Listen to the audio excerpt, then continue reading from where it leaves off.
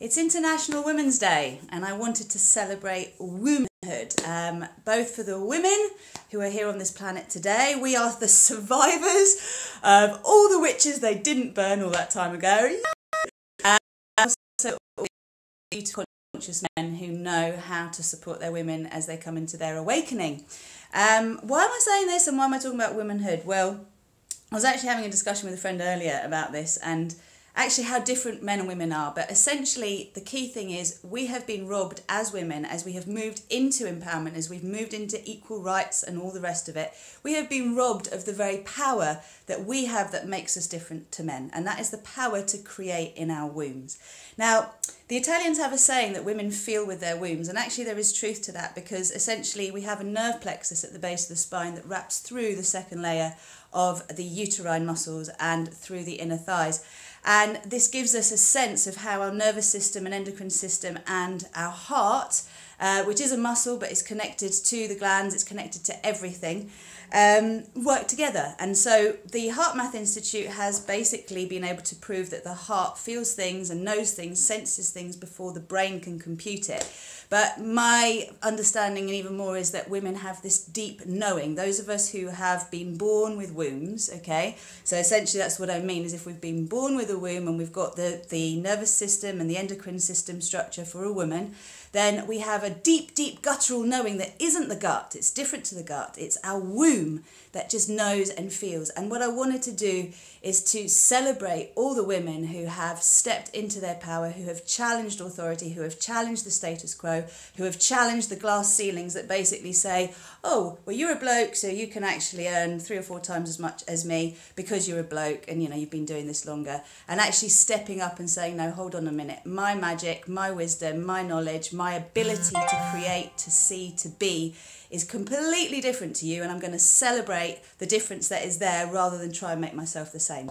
So I'm appealing to all the women who feel that they have to drop their ovaries down a bit and create balls out of them, and who've had to create wombs of steel to be able to survive the environments that are male environments, and cut themselves off from their feelings. And I'm asking you please to step into your power. I'm asking you to start to respect your own boundaries as a woman. This is actually a video about boundaries, because in the end, we don't respect our own boundaries. No one else does either. Many of us, including myself, have come from families whose parenting styles were basically, for want of a better word, inconsistent. And as a result of that, we've never really learnt to respect ourselves, so it's very difficult for others to respect us. And I'm going to urge you now to start to respect your own boundaries, which is to start to listen to when you're starting to get riled, you want to respond, you want to react, but actually you're pushing it down because it's not acceptable. Let's just look at one thing. Anger is a very viable and relevant emotion when someone is pushing against your boundaries. And sometimes we have to really step up and say, oi, that's not okay. Whether it's our child, our parent, our colleague, or we want to be moving into attack mode with people. But what we want to be doing is making sure that we are honouring ourselves, because if we don't honour ourselves, no one else will. Now, my grandmother died, I think it was 2 years ago, might have even been last year on International Women's Day. She was an amazing woman who basically was a poet. She was well esteemed, but also she had learnt very much to use her womanly ways to manipulate and control men, as many women have learnt to do. And we've done this for so long that we've actually forgotten this is what we do. So another thing I'm requesting of all the women that are women today is to step into authenticity.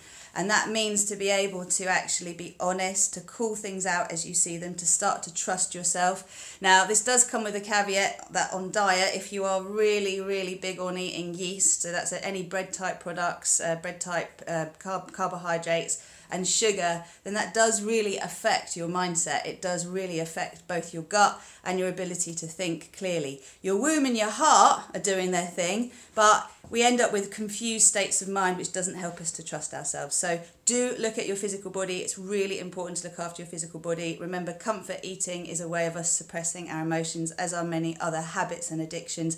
Just before you do what you're going to do, ask yourself why you're doing it. What emotion are you feeling?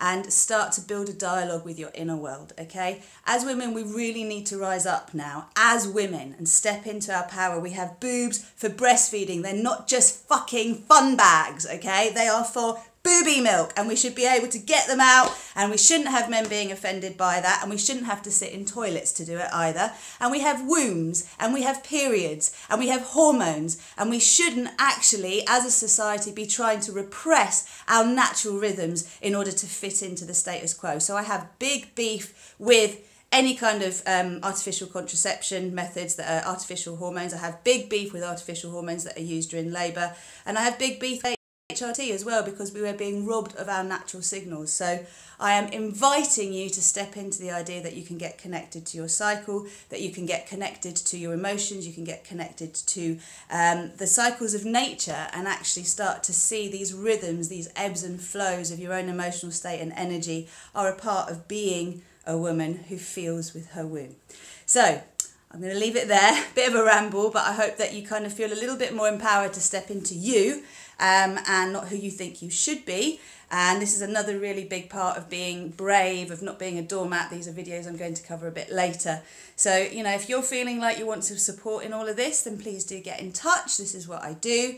I'm on my journey as a woman. I've been a single mother since my daughter was 10 months old. She's now nearly 17. Well, no, she's 17. She's nearly beyond that. And I have had a really tough time actually stepping into my power over the years, but that is what I've done. I've been consistent and I've kept moving through, and I've not given up on myself. I invite you to keep moving through and not give up on yourself. Have a beautiful day. Celebrate all that you are, all that you're becoming, and all that you ever have been. And let's just use this power that we have.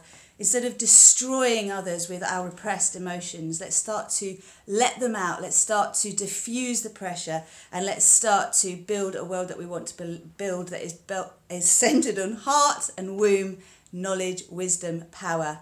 And we'll find the science in the end to back it all up, because that's what appeals to the logical mind. But for now, trust what you know. Namaste, lots of love. Take care. And how do I end it?